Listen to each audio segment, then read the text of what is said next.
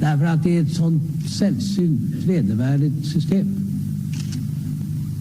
Att på grund av människors hudfärg döma dem till en mycket sämre tillvaro. Och det är en skam för världen så länge detta består. Ja, det är mord på Sveavägen. Det var en slakt. Och det var en slaktare. Det var bödeln som visste precis vad han ville. Han blev inte skjuten som statsminister. Han blev skjuten som privatperson.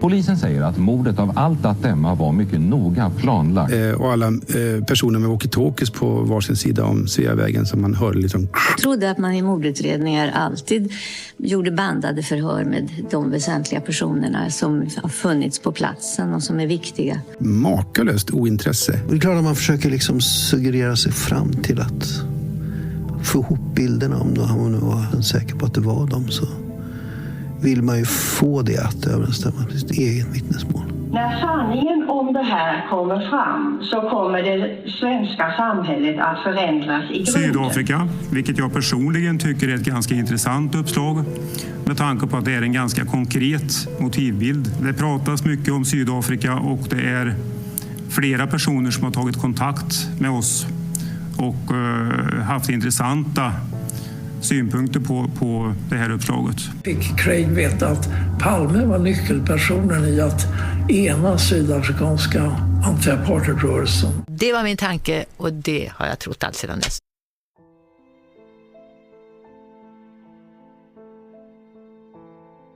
I förra delen bestod egentligen bara av eftertexter, där vi ännu en gång kunde lyfta fram de otroligt viktiga detaljerna från mordplatsen i vittnesförhören, som har legat för en mycket stabil grund till hela denna utredning.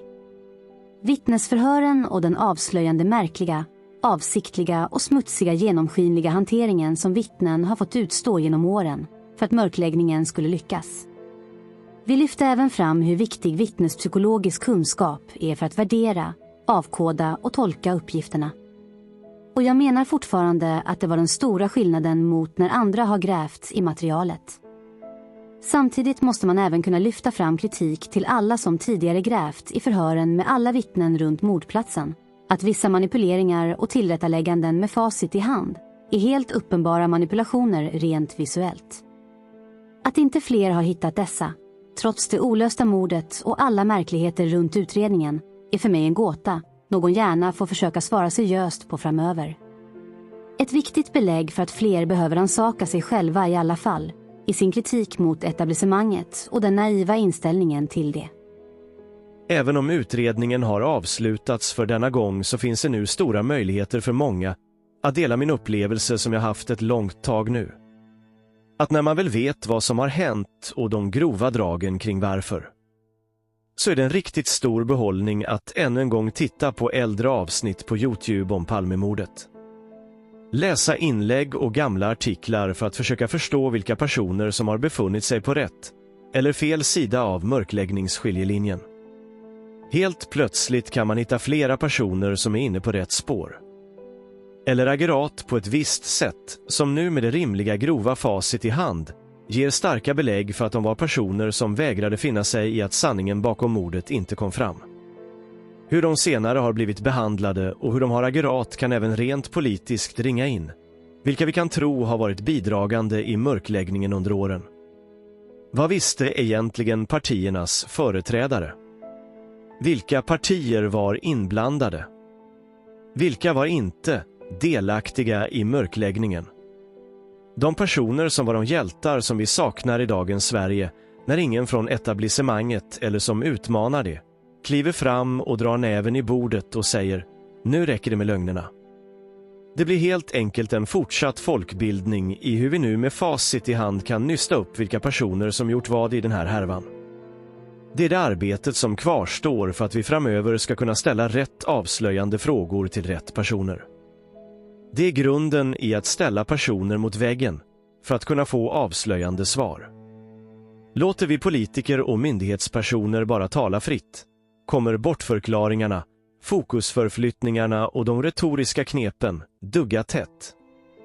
Men vi kommer också kunna se vilka personer som trots allt var något på spåret under åren och ge dessa personer någon form av upprättelse i vad de sa och lyfte fram, som ger belägg för att de inte alls tänkte köpa den officiella sanningen. Det är också dessa personer som man kan hämta fler relevanta detaljer ifrån när det blir tydligt att de har ett ärligt och engagerat uppsåt. Jämfört med exempelvis en mörkläggande podd som gör allt för att förpassa vissa personer som Lars Krantz till idioternas förlovade land. Vi börjar med att jämföra lite uppgifter mellan två personer. Vi har Arnold Sundqvist uppgifter om Palmes smutsiga vapensmugglingar och konton i Schweiz, när amerikanerna på skarpen skällde ut Palme vid första avhyvlingen. Ni minns väl. Sluta omedelbart med detta, exporten. Och sedan dessutom stänga det hemliga kontot i Schweiz som tillhör Socialdemokratiska partiet. Och dit går alla övervinsterna på robotförsäljningen. Och det ska stängas med en gång. Och vi vet nämligen att de pengarna sedan från kontot de går till Mellanamerika, Nicaragua, Guatemala och olika för att starta små revolutioner på våran bakgård. Och det gillar vi inte, herr Palme. De flesta minns säkert de här orden som Arnold berättade om. Men hur många känner egentligen till vad Lars Krantz hade för uppfattning om dessa delar med konton i Schweiz, vapenhandel och Bofors? Ni vet, Lars Krantz som bidragit med fantastiska uppgifter genom åren vi sanningssökare knappt kunde varit utan. Som varit så engagerad i att hjälpa till att lösa mordet.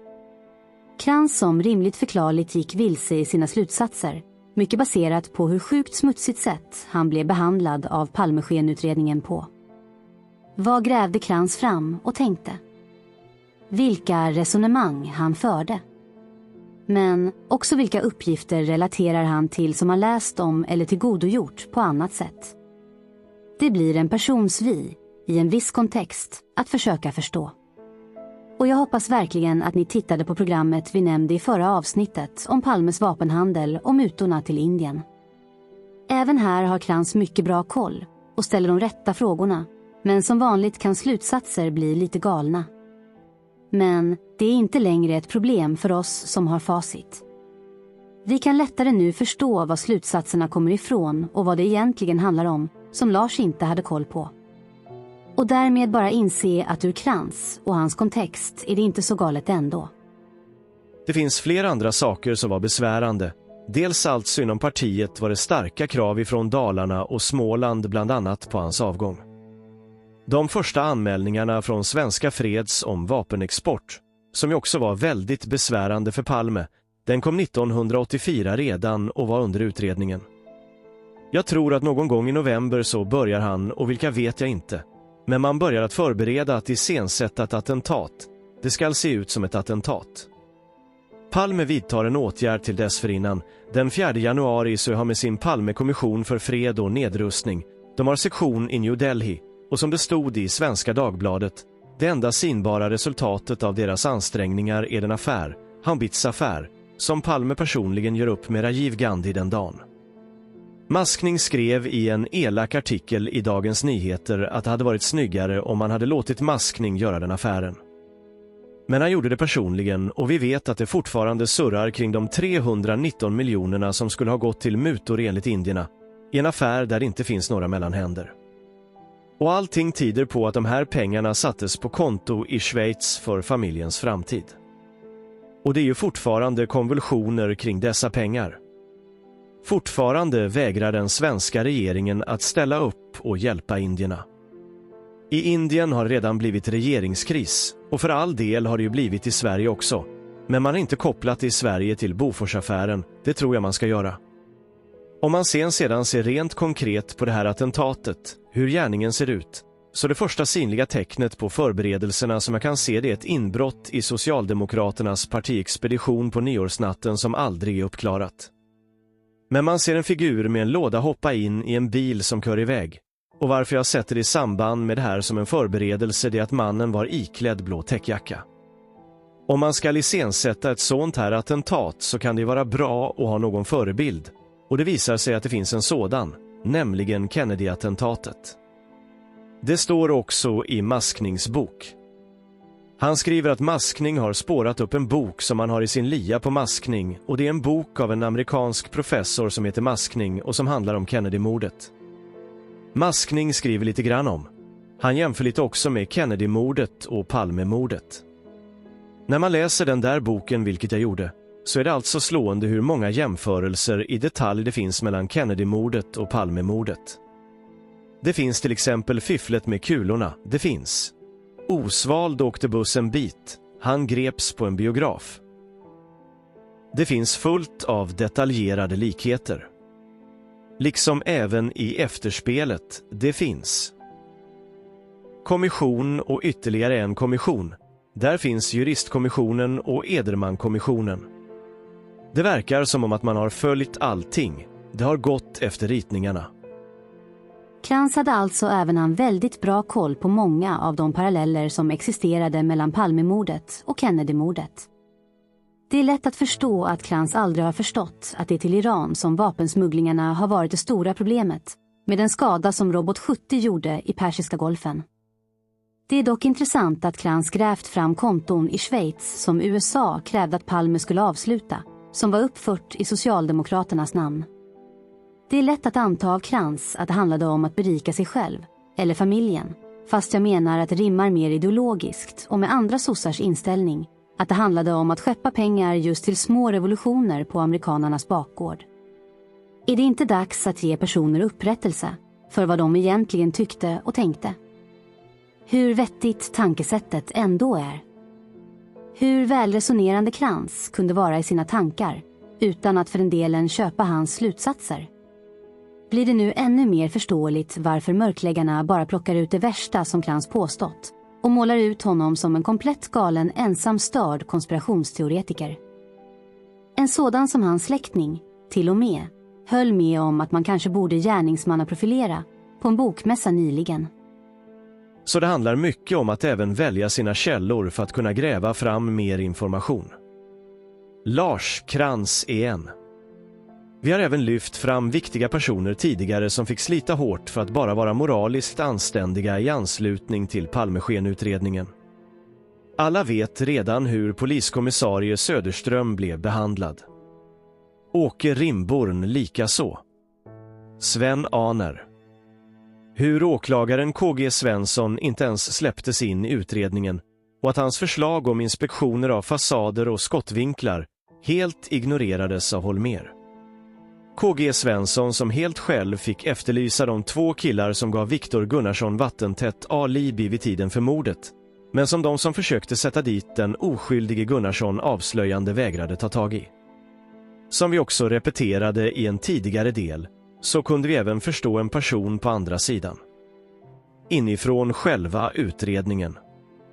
Jerker Söderblom och hans PM, han skrev ihop för att han vägrade spela med i charaderna om att PKK var inblandade i mordet. När han verkligen visade med en tydlig geografisk inringning vilka som var inblandade i själva mordet. Nu vet vi att det stämde på pricken. Vilket var det som ledde till att han sedan var högst involverad i det smutsiga åtalet mot Christer Pettersson? Ser ni att mönstret går igenom på alla olika personer, oavsett sida om mörkläggningsskiljelinjen? Men hur är det då på det politiska planet? Går det här att börja ringa in personer vetskap om saker, bara på vad de säger och gör? Det finns nämligen en person som utmärker sig runt utredningen och har varit en viktig bit i det. En vänsterpartist vid namn Jörn Svensson. Hoppas även detta kan tydliggöra att jag inte har någon partipolitisk utgångspunkt, utan bara är intresserad av att sanningen kommer fram. Och hur den har mörklagts under snart 40 år. Jörn Svensson var faktiskt tidigare socialdemokrat innan han på 60-talet lämnade och blev vänsterpartist. Lustigt nog var han vid tiden för mordet sambo med en tidigare framträdande socialdemokratisk profil, Margareta Winberg. Jörn avled för bara några år sedan. Så vad har Jörn med Palmemordet att göra?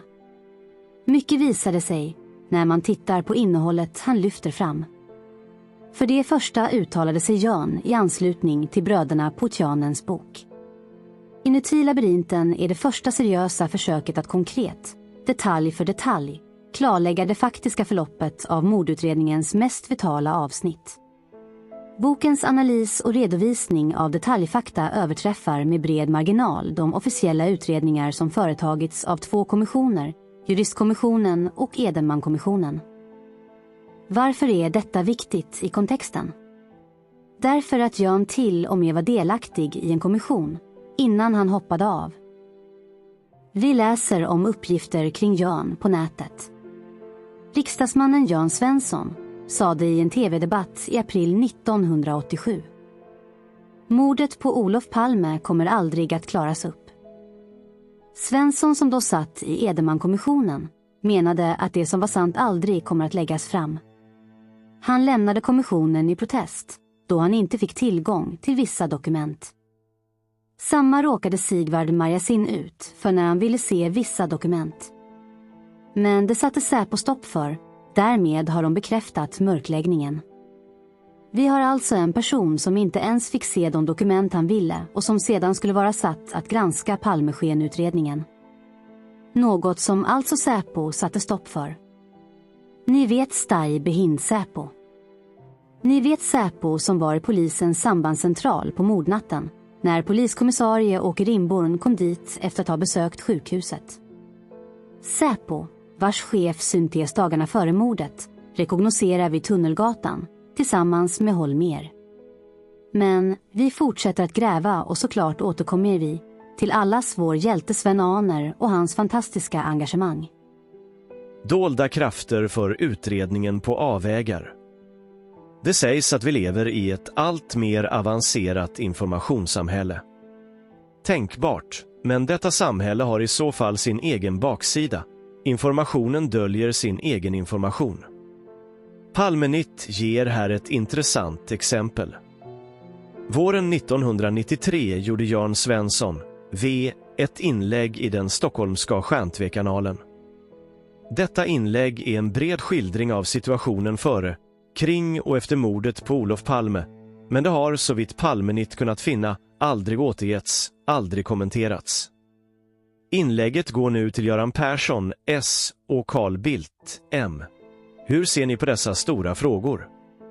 Går ni också ut på bredden och på djupet? Eller är det fortfarande Christer Petterssons mikrokosmos som föresvävar er? Här Jan Svenssons text. Kommentarer är självfallet välkomna även från Palmenitts läsekrets. Mordet på Olof Palme, säger alltså Jan Svensson, är en egenartad historia. Det har inte förekommit i svensk historia på 175 år att något liknande har inträffat. Men samtidigt finns det likheter mellan samma typer av mord på politiker eller mord och attentat som syftar till att skapa någon sorts politisk stabilisering i andra delar av den industrialiserade världen. Det är till exempel väldigt påfallande hur det finns paralleller till Kennedy-mordet. Dolda krafter. När utredningarna börjar komma igång och undersökningar görs så finns det på något sätt dolda krafter som strävar efter att föra det hela på avvägar, ser till att någon verklig klarhet inte vinns. Och det finns uppenbarligen också hos många människor som tillhör det officiella skiktet i samhället en sorts rädsla att närma sig den verkliga kärnan. Och detta har ju också märkts under de år som gått sedan mordet.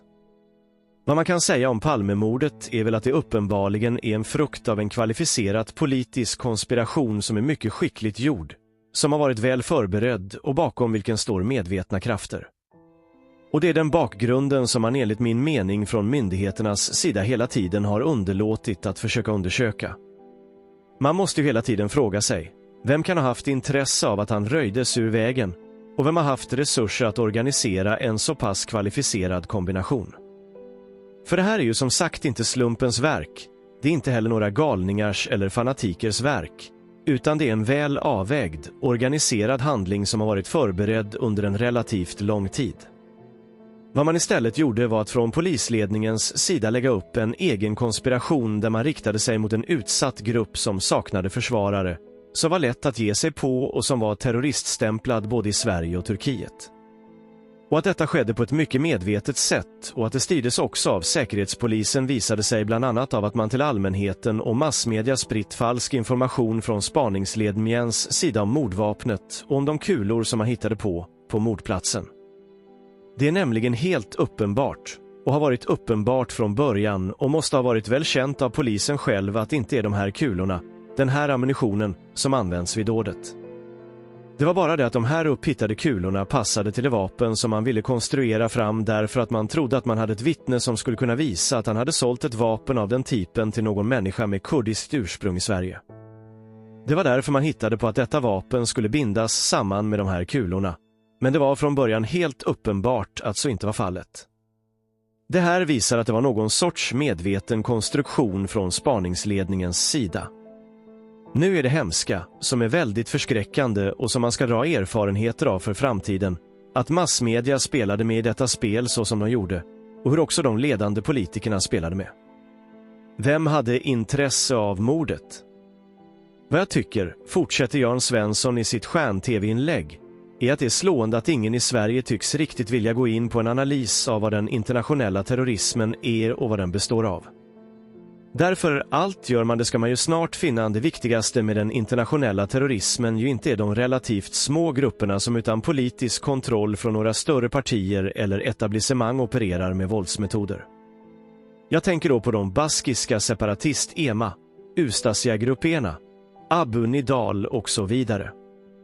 Dessa kan visserligen i konkreta situationer vara utomordentligt farliga, men de representerar inte den politiska kraft som så att säga skakar om ett samhälle eller som kan göra terrordåden till en sådan kampanj att den leder till en destabilisering av demokratin i ett samhälle. Det som man har underlåtit i Palmefallet är att analysera vem som hade intresse, vem som eventuellt kunde ligga bakom, vilka av dessa krafter som här kunde agera och som hade ett intresse av att agera. Hade man gjort en sådan analys hade man ganska snabbt funnit att det är en mycket begränsad krets av krafter som verkligen hade ett intresse av att Olof Palme röjdes ur vägen och att den svenska och internationella politiken därigenom påverkades. Palme var ett hot mot NATO. De som hade ett sådant intresse av att Palme röjdes ur vägen är exempelvis den amerikanska och kanske den israeliska säkerhetstjänsten. Och det handlar också om högerkretsar i Europa som har anknytning till det respektabla och etablerade samhället, men som samtidigt fruktar att allt de uppfattar som upplösningstendenser i riktning åt vänster ska på något sätt få framgång. Och Palme var naturligtvis i det avseendet ett hot mot viktiga delar av TX-NATO-strategin. Han hade sympatier till exempel bland dem som ville att man skulle ha en mer självständig europeisk politik gentemot USA. Han stod i vägen för den ganska expansionistiska syn som den amerikanska administrationen på senare år har lagt sig till med gentemot sina europeiska allierade och också gentemot neutrala länder i Europa. Och man hade naturligtvis, alldeles oavsett vad man har sina politiska sympatier, bort göra en politisk analys. En politiskt riktad undersökning om de internationella säkerhetstjänsternas eventuella medverkan i bakgrunden till dådet. Men det har alltså aldrig gjorts. Ingen enda ansvarig har uttalat ett kritiskt ord. Jag tycker att det är särskilt märkligt, fortsätter Jörn Svensson, att varken någon regeringspolitiker i ansvarig ställning eller någon av de partiledare som gång på gång samlades till särskilda informationer i Rosenbad och som de mötte bland annat länspolischefen Holmér någonsin yttrade ett enda kritiskt ord inför offentligheten om hela det här spelet. Det är väldigt allvarligt att vi har fått ett etablissemang i Sverige som har blivit så slutet och så lojalt mot sig självt att inte ifrågasätter ens de allra mest uppenbara saker och inte höjer en röst till försvar för kurderna och för de oskyldigt anklagade inom PKK.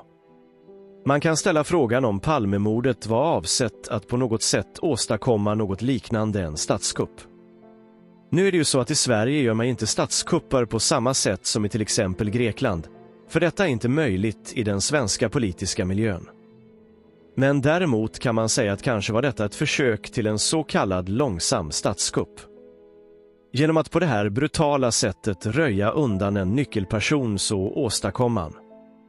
Och avsåg att åstadkomma en förskjutning av den svenska neutralitetspolitiken och en allmän rädsla bland svenska politiker som de inte redovisar offentligt men som de bär inom sig. en rädsla att fortsättningsvis utmana internationella krafter genom att visa en alltför stor självständighet.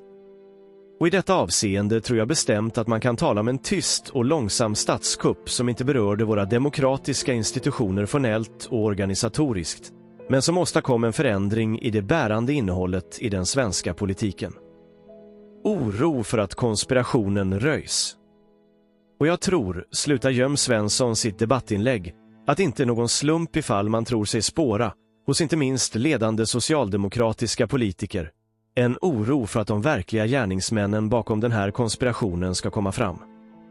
För det är mycket möjligt att dessa då inte bara har anknytning till någon utländsk säkerhetstjänst utan att kanske rent av tyngdpunkten för konspirationen har legat hos vissa etablerade kretsar inom landet. Och detta är en fråga som det fordrar en stor grad av mod att i verklig mening ge sig in på. Så långt Jörn Svensson, nästan fram till slutet ledamot av den så kallade Edenman-kommissionen som arbetade 1987-88. Svensson hoppade av när slutkommuniken skulle skrivas, besviken av olika anledningar. Jörn Svensson var den i särklass flitigaste läsaren av de tusentals protokoll som polisens Palmeutredare snålt och motvilligt ställde till förfogande, och något stöd i sina studier fick Svensson knappast av Edenman som hade polisspåret som sitt speciella röda skynke. Svensson har berättat hur han fick sitta hos polisen och vid ett rangligt bord göra anteckningar för hand ur polisprotokollen, givetvis en makaber arbetsmetod då det gällde att klarlägga mordet på en statsminister. Läste Edenman Brolunds protokoll i någon version? Det går inte att veta. Sven Aner. Som vanligt måste man försöka förstå en person i en viss kontext. Att Jörn som vänsterpartist såg hot från väst i första hand är ingen överraskning. Men man behöver inte döma för det. Jörn har trots allt varit delaktig i det mörkläggande arbetet och drabbats så hårt av tyglarna att han inte längre kunde finna sig i det och kastade in handduken. Det är mycket mer än vad man kan säga om Inga-Britt Ahlenius, Petra Lund och alla de andra som var med och delaktiga i mörkläggningen. Även om någon av dessa protesterat lågmält. Så vi ser om vi också kan hitta mer vad Jörn tror på. Vi läser på nätet. SIA-spåret. Mord på ledande politiker kräver speciella, organisatoriska resurser och erfarenheter. Och Jörn Svensson menade att den amerikanska underrättelsetjänsten SIA har stora, tidigare erfarenheter av just sådana komplotter. En egendomlig detalj som fler än Jörn Svensson hakat upp sig på och grubblat mycket över är hur gärningsmannen kunde veta om Palmes oplanerade biobesök. Och hur fick han veta att Palme var obevakad? Det måste vara fråga om kvalificerad avlyssning eller en förrädare i den inre kretsen. Jörn Svensson fann att det måste handla om en stor organisation, omfattande förberedelser, omsorgsfull rekrytering, erfarenheter, kontakter och gott om pengar. Hans slutsats blev därför en stormakts underrättelsetjänst med uppdraget sannolikt utfört av europeiska högerterrorister som gör sambandet med initiativtagarna så avlägset som möjligt. Av riksdagens 349 ledamöter lyssnade bara 4 när Jörn Svensson påstod att SIA låg bakom mordet på Olof Palme. Den dåvarande justitieministern Sten Wickbom lyssnade, men ville efteråt inte kommentera Svenssons teorier i massmedier. Blir det här inte väldigt tydligt för fler? Vi har en vänsterpartistisk riksdagsledamot som försöker föra fram att den enda organisationen som skulle kunna åstadkomma detta, även om det då syftas på någon form av avlyssning, är SIA. Hur rätt hade egentligen Jörn, med facit i handen? Hur avslöjande är det att han blev satt som alibi i kommissionen bakbunden med tyglar, sina kontakter med bröderna Putiainen och så vidare? Finns det överhuvudtaget någon tvekan om vart Jörn stod? Är inte hans uppgifter om hur det praktiskt gick till väldigt avslöjande för hela mörkläggningsarbetet? Och det är en stor heder åt honom för att han vägrade att acceptera dessa förutsättningar utan att egentligen veta sanningen. Det är så här man tar reda på vilka personer som har ryggrad och civilkurage. Det är dock viktigt att lyfta fram att man inte ens behöver stämpla Jörn som antingen god eller ond. Det är bara att tolka hans uppgifter i en viss kontext. Jörn kan göra helt andra val i en annan situation, för han är en människa. Men poängen är att det fortfarande går att samla information från alla, om man bara analyserar innehållet, och i detta fall bygger det till viss del på hans protesterande agerande och Sven Ahners uppmärksamhet av det. Så nu kan vi i alla fall dra en rimlig slutsats i att inte alla vänsterpartister vid tiden för mordet var inblandade i mörkläggningen avsiktligt. Uppgiften från KU-förhöret med Holmér när han vägrade svara på frågan vad som skulle skaka det svenska samhället i grunden känns också genuin och ärlig i sin nyfikenhet och kontext. Därför behöver man någon gång fundera över hur denna mörkläggning egentligen lyckades och vilka som varit inblandade i den. Eller är det så att det finns starka ekonomiska krafter bakom, det som gör Sverige till ett rikt land, som har en så stor inverkan på vad som sker i landet? Det är ju trots allt riktigt smutsig smugglande vapenhandel vi har att göra med i en tid när befolkningen var helt bedragen av det politiska etablissemanget. Något som sossarna utan tvekan var inblandade i. Men även som vi läste i SIA-rapporten att Moderaterna var lika inblandade i. Vilket var grunden för att inte Sveriges styre skulle påverkas så mycket av alla skandaler som skett och som över hälften i Sverige ändå trodde att makten visste om. Visst har Sverige haft en lång historia i att tillverka krut och tillverka vapen. Men frågan är ju till hur stor del som denna verksamhet ska handla om att blanda sig i konflikter runt om i världen för att vara ett rikt land. Kan inte befolkningen få rösta om det, baserat på tillgänglig fakta? Speciellt som vi redan har ett olöst snart 40-årigt statsministermord på halsen att lägga i ena vågskålen. Att vi kan få rösta om vi vill att statskassan ska gå till att försörja människor från andra delar av världen som knappt vill vara här. I de utanförskapsområden som drabbas hårt av all den kriminalitet vi ser och hör om dagligen. Som vi tidigare tagit upp så är det inte svårt att räkna ut att Moderaterna och deras företrädare varit delaktiga i mörkläggningen. Vi har Ulf Adelsohn, som i serien Palme, Träsket och Mordrättängarna i slutet kallt bara antyder att Christer Pettersson skulle ha blivit dömd i hovrätten om inte beviskraven varit så starka. Det säger en hel del om hur långt han var villig att gå för att peka ut syndabocken Pettersson. Speciellt som Adelsohn redan tidigare skrivit om i sin bok att Karlsson hellre velat att det skulle vara en enstaka vettvillning. Vilket både förklarar att Karlsson visste vad som låg bakom och att Adelsohn avslöjar sig själv i att han ändå pekar ut Pettersson. Vi har såklart Bildt, som frågade Jerry Martninger om man skulle släppa Holmers varande på mordkvällen genom uppgifterna från Holmers chaufför Dallas Dahlgren. I en tid när Jerry var på väg att kunna bli landets justitieminister. Jerry som vägrade och som sedan drabbades av ett rent justitiemord i form av tillverkade bevis och manipulerad rättegång. Bildts engagemang för amerikanska intressen utomlands avslöjar såklart också vart den medelstora hunden med storhetsattityd har haft sina fingrar med i spelet genom åren. Allra tydligast i Ukraina. Och det är här man kan dra fler paralleller till USA. Det räcker med att demokraterna och republikanerna låter den djupa staten snedsträck sig att driva sin krigshetsande agenda över hela världen för att alla andra ska falla in i samma väg framåt. Det har alltså inte spelat någon större roll i USA vem du har röstat på under flera decennier. Du har fått krig i andra delar av världen ändå. Därför att det är så lönsamt.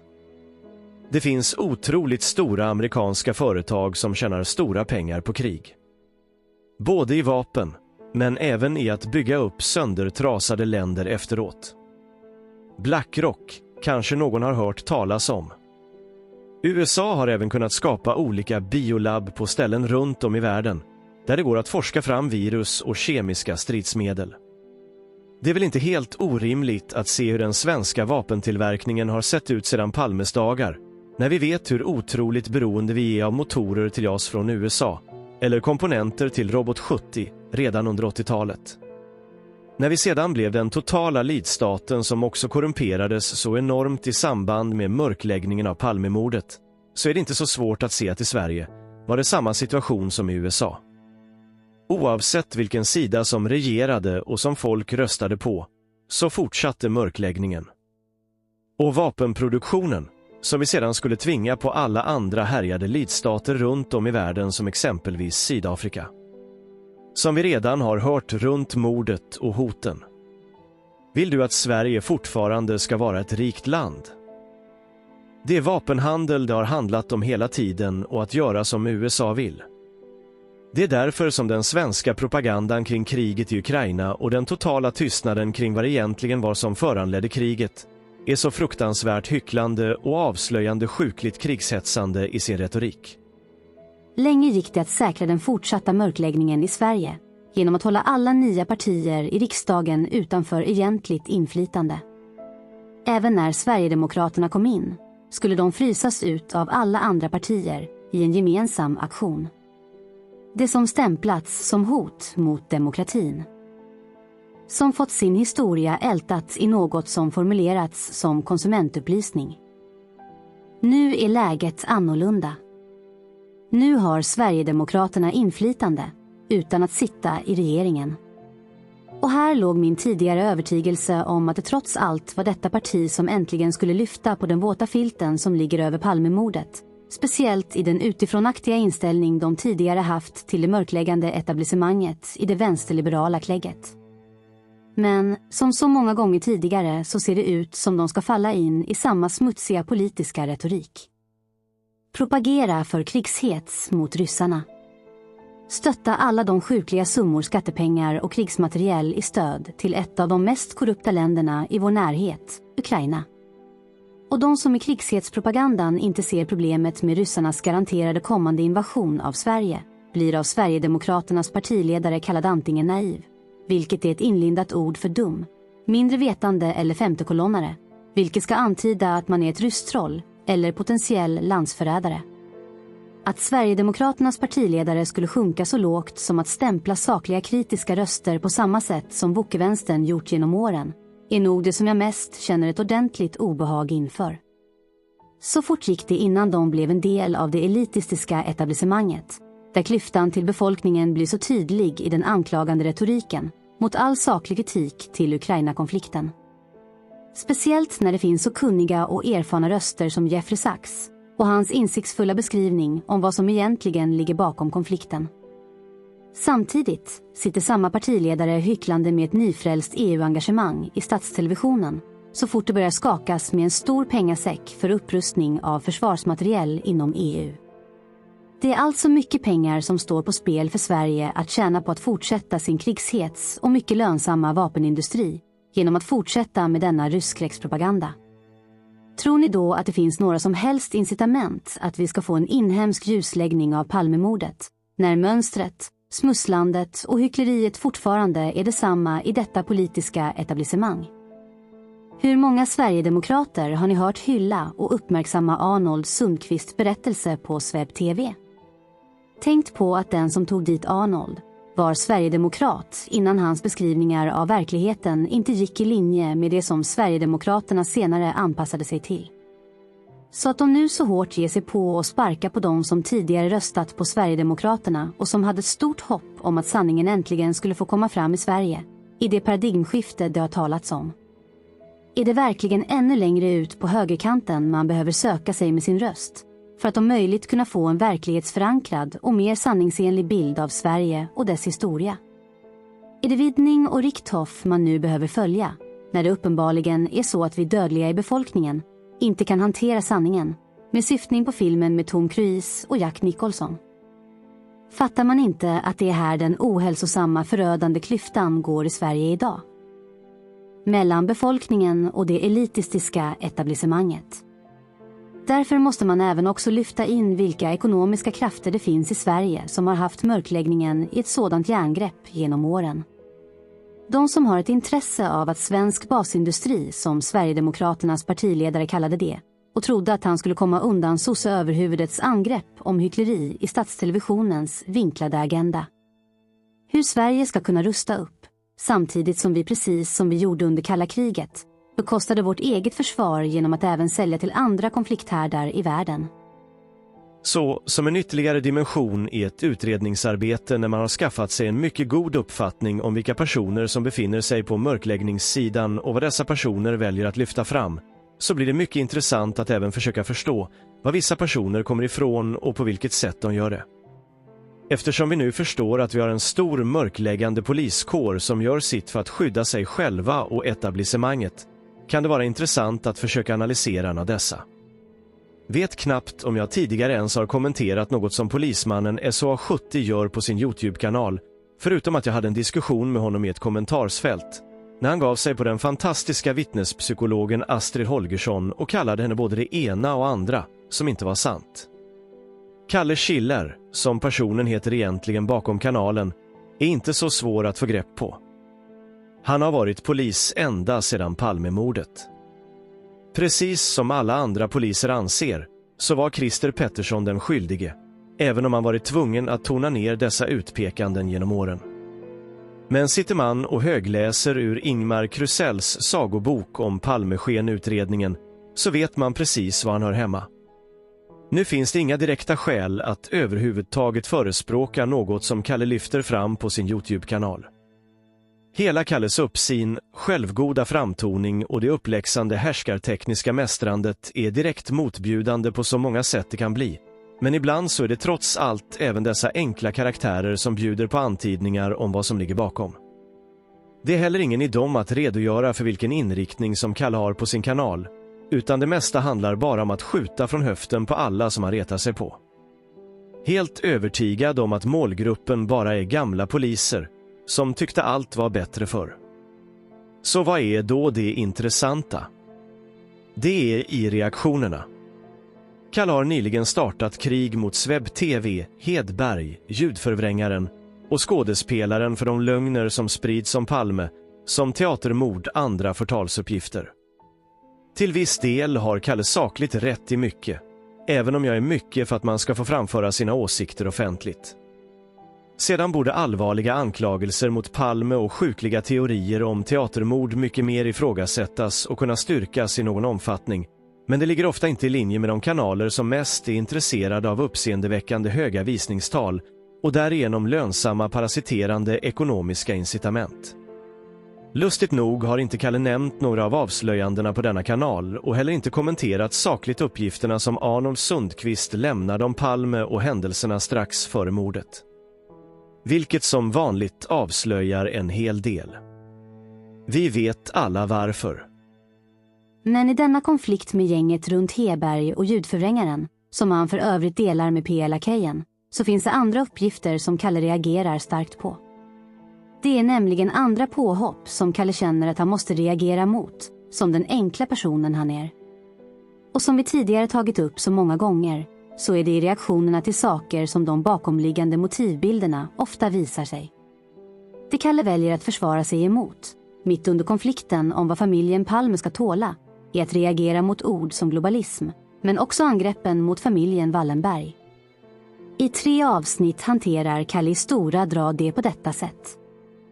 Första avsnittet handlar om att försvara begreppet globalism som något positivt istället för en stämpel de fått nu för tiden. Hur lågbegåvade extremistgrupper använder det som skällsord för att sprida hat och konspirationsteorier. Kalle vill lyfta fram att det bara är ett sätt att handla mellan länder och att det handlar om fri handel och ekonomiska förbindelser i samarbeten.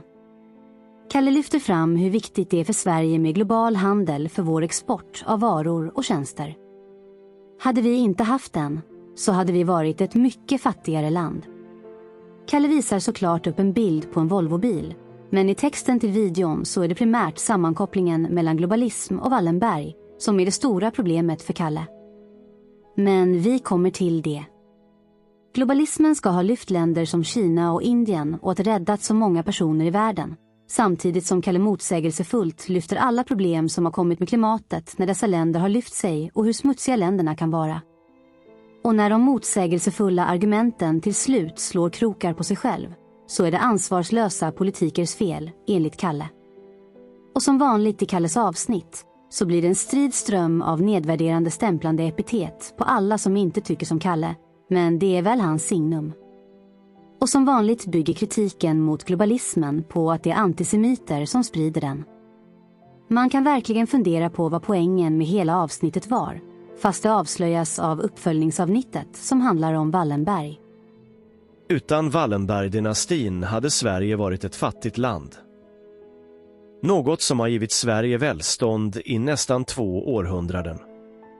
Kalle drar självklart även ett tankeexperiment om vad som skulle hända om Wallenberg inte fanns längre och de 70 000 arbetstillfällen och många fler försvann från landet, så skulle Sverige mer eller mindre stanna. Wallenberg äger såklart bara en del i alla de bolagen de är inblandade i. Men halvvägs in i videon kommer de verkliga argumenten som har med Wallenberg att göra. Det handlar till stor del om försvarsindustrin, där genomskinliga retoriska frågor om vi ska ha ett land att försvara eller inte ställs på ett uppenbart fördummande sätt. Att vi ska ha egenutvecklade och egentillverkade stridsflygplan behöver kanske inte ställas mot att vi inte har något försvar alls. Andra länder köper krigsmateriel från andra länder. Varför vi ska tillverka JAS till Sydafrika, Ungern eller Colombia är väl en diskussion vi kan ha offentligt bland den röstande befolkningen. Enligt Kalle ska fördelen med att tillverka egna stridsflygplan bygga en nationell stolthet, vilket är en bristvara i dagens Sverige. Sedan övergår hela försvarstalet, i dubbel bemärkelse, till en historielektion om hur utsatta Wallenberg har varit genom åren av olika extremistgrupper på både höger- och vänsterkanten. Till slut kommer trots allt kritiken mot Wallenberg om hur de samarbetade med nazismen i Tyskland under andra världskriget, men inte helt oväntat ska det slätas över med att de samarbetade med båda sidorna. Klassiskt knep för att alltid stå på segrarnas sida i en konflikt. Fråga de personer och företag som donerar stora summor pengar till båda sidor i det amerikanska valet. Självklart lyfts Raoul Wallenberg fram som en hjälte när han räddade judar från förföljelse. Men kontentan ska handla om att Wallenberg har varit helt avgörande för Sveriges ekonomi och givit landet en stabil ekonomi genom åren. En stabiliserande kraft i osäkra tider. Självklart är hela föreläsningen om Wallenberg med ett stridsflygplan i bakgrunden. I sista delen handlar det om lobbyism, som Kalle försöker särskilja från globalism i hur det används för att påverka politiker på ett smutsigt agendasättande sätt. Om detta nu ska bli ett alibi för att Wallenberg egentligen har påverkat svensk politik och ett mörkläggande av ett Palmemord, får alla spekulera själva kring. Det blev i alla fall en miniserie i 3 delar med det huvudsakliga fokuset på att försvara Wallenberg-dynastin och den globalismen som gör att Wallenberg kan handla med bland annat vapenexport till länder runt om i hela världen. Det som gör och har gjort Sverige till ett rikt land. Är det ingen annan som känner igen alla dessa motiv som hela tiden slängs fram? Där vi hört om de som velat avslöja omständigheter runt Palmemordet hotas med att vill du att Sverige ska fortsätta vara ett rikt land. Är det inte avslöjande att mörkläggarna är helt på det klara med vad som motiverar och driver deras agenda? Det finns ju till och med i deras utsagor. Vill bara lägga till i diskussionen. Jag har inga som helst problem med familjen Wallenberg, vapentillverkning, teknisk utveckling och innovationer eller svensk exportindustri. Inga problem med att Sverige behöver upprusta oavsett vilka fiender vi har och kanske kommer ha i framtiden. På samma sätt som jag vill se inhemsk tillverkning igen av basvaror som är nödvändiga för vår överlevnad om något förändras i världen. Men det jag har stora problem med är det oavkortade mörklagda ständiga hyckleriet om vad det är som gjort Sverige till ett rikt land och att vi kan ha en ärlig och öppen debatt om det i de demokratiska valen i landet. Att vi får en öppen och ärlig diskussion om hur vi tycker att Sverige ska hantera de moraliska utmaningarna som följer av denna grundläggande svenska så kallade basindustri. Speciellt som den också gör oss sårbara och utsätter Sverige för stora risker i den smutsiga handeln som ofta följer i spåren av den. Att det redan kostat oss en statsminister och eventuellt många fler personer som trillat framför tunnelbanan och så vidare. Det är inte oproblematiskt att skeppa stora summor skattepengar och krigsmateriel till ett krigförande land som Ukraina, trots att Ryssland rimligen aldrig skulle kliva in i något mer land i Europa. Eller som någon uttryckt det. Rysslands kommande invasion av Europa är det nya. Irak har massförstörelsevapen. Alltså bara ett påhittat argument för att motivera ett krigshetsande. Jag vill heller inte att mina skattepengar ska hamna i ett så korrumperat land som Ukraina, med dess ditplacerade skådespelande komiker som så kallad ledare. Den debatten måste kunna föras i ett demokratiskt land. Men det är verkligen i parallellerna mellan Sverige och USA som det blir intressant att jämföra. Wallenberg med sin bankverksamhet i Baltikum. Amerikanska BlackRock med sina kontrakt på att bygga upp krigsdrabbade länder efter att de sålt vapen som har bidragit till att förstöra så mycket. Det är de ekonomiska vinningarna av krigen och att så många oskyldiga människor drabbas helt i onödan som är en del av problemet. Börjar fler förstå varför en fredssökande president som Trump är ett sådant hot mot hela den krigshetsande, pengahungriga världsordningen? Det är tyvärr den som Kalle är medskyldig till i sin globalistiska vapenindustriexport. Och för att försöka återgå med hela denna del ner till det som handlar om Palmemordet, så är det här jag menar att motivet till hela den fortsatta mörkläggningen ligger runt mordet. Det är för mig uppenbart att Kalles reaktion handlar om att han försvarar det som är bakgrundsmotivet till att han själv kan sitta och påstå att Christer Pettersson sköt Palme. Att han talar för samma skara som behöver påminnas om att de fortsätter att ljuga, bedra och anklaga kritiker för både det ena och det andra på sin kanal i nästan varje avsnitt. Läs kommentarsfältet till någon av dessa videos för att känna in Kalles högst motbjudande argumentation och nedvärderande människosyn. Poängen är att här finns nog den stora förklaringen och motivet till varför alla som är delaktiga i mörkläggningen fortsätter att ställa upp på lögnerna och mörkläggningen bakom Palmemordet. Nu när vi vet att det hela tiden har handlat om svensk smutsig bulvansmuggelexport av avancerade vapen till krigförande länder. Att det sedan tidigt har handlat om att skydda den smutsiga svenska vapenindustrin från att bli känd för den egna befolkningen.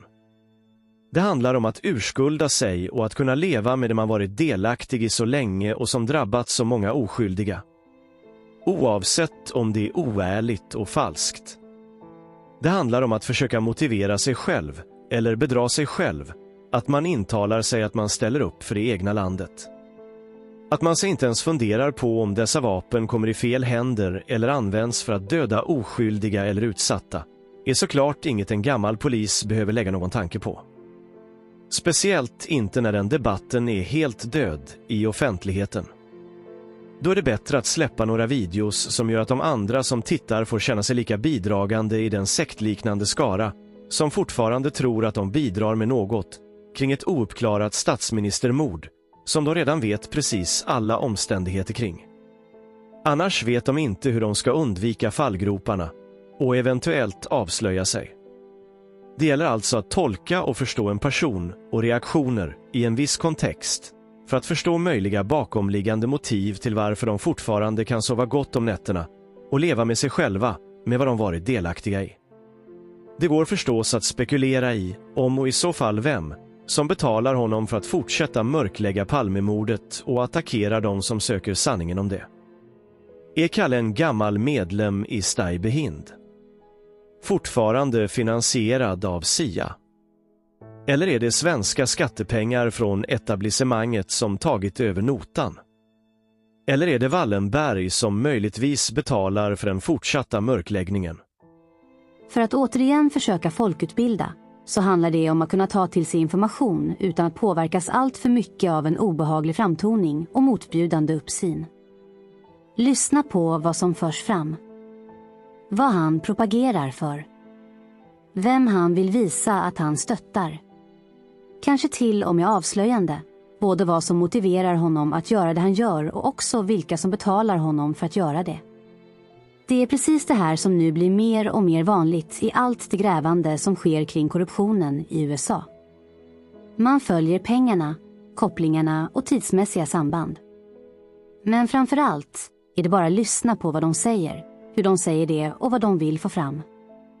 Det är i innehållet och i nyanserna som de flesta svaren finns. Och denna nyare analytiska folkrörelse kommer aldrig gå att stoppa framöver, är min övertygelse. Det är här som vittnespsykologiska utsagsanalyser kommer att vara ett verkligt effektivt verktyg framöver.